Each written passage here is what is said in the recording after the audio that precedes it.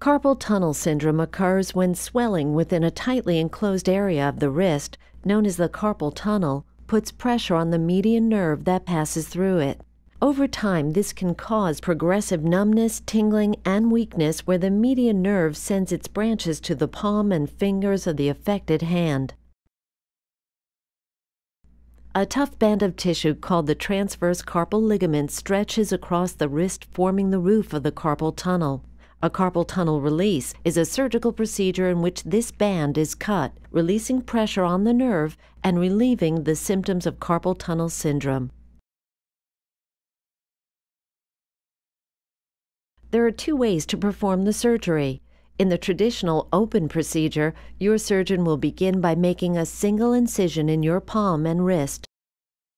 He or she will then dissect through the underlying tissues to reach the transverse carpal ligament and cut it, thus creating more room for the median nerve.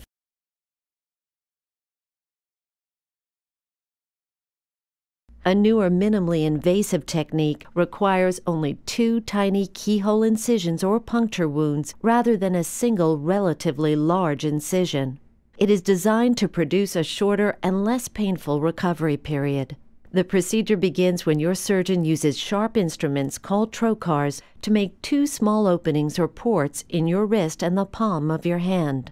Your surgeon will then insert a fiber optic device into the wrist port. Images from its camera are magnified and projected onto a video monitor in the operating room.